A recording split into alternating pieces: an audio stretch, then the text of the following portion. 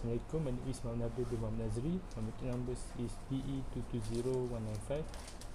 Now I will show the demonstration for our activity 1 lab 1.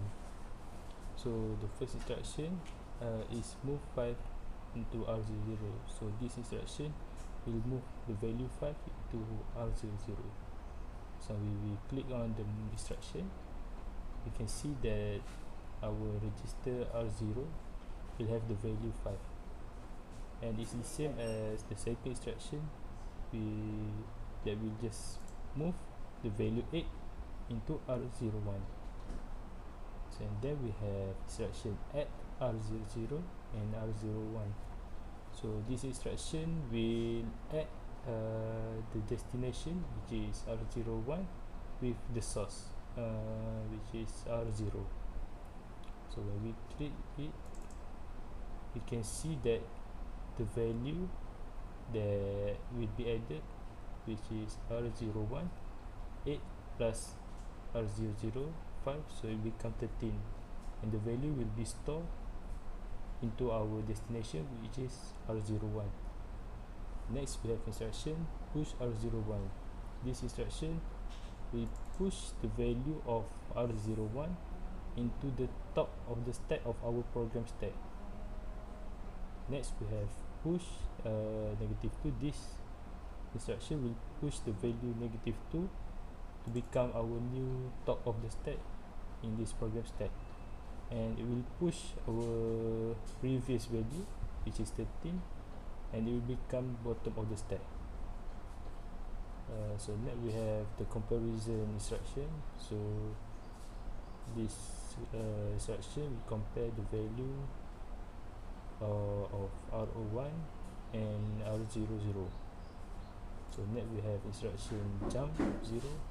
So this instruction will basically jump our instruction into our 0 address, which is the first instruction, and this instruction will jump unconditionally.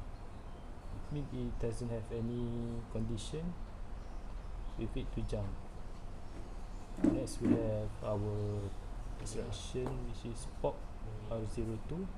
So this instruction will pop the top of the stack, the value at the top of the stack in our program stack, into R02. So when we click here, our top of the stack value, which is -2, will be inserted in R02, and then our previous value, which is 13, it will become the new top of the stack value. So it's the same as pop R03, and then our value, which is 13, will insert into R03. But when we try to click again, you can see that the stack will be underflow because the program stack is empty. So there is no any value that can be put into our register.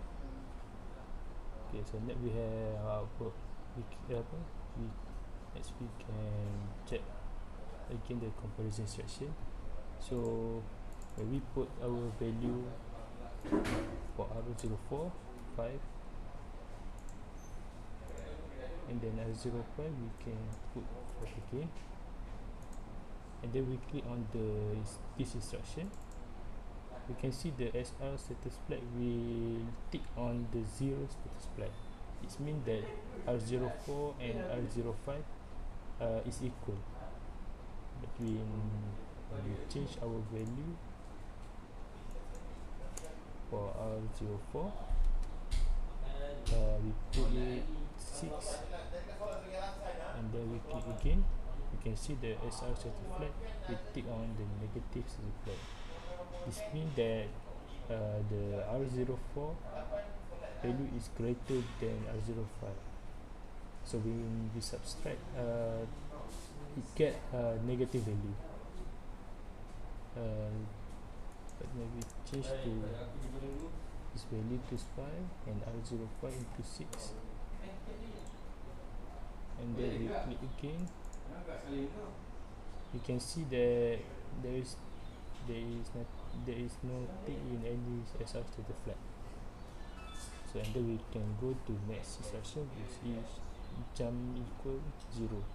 So this instruction will trigger when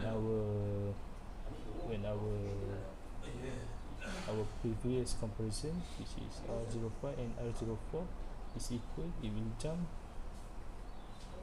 our program into the first instruction, which is the address is 0. But if our value is not equal, which is R05 is greater than R04, we'll jump into our next instruction, which is subtract, which is we subtract R05 with R04.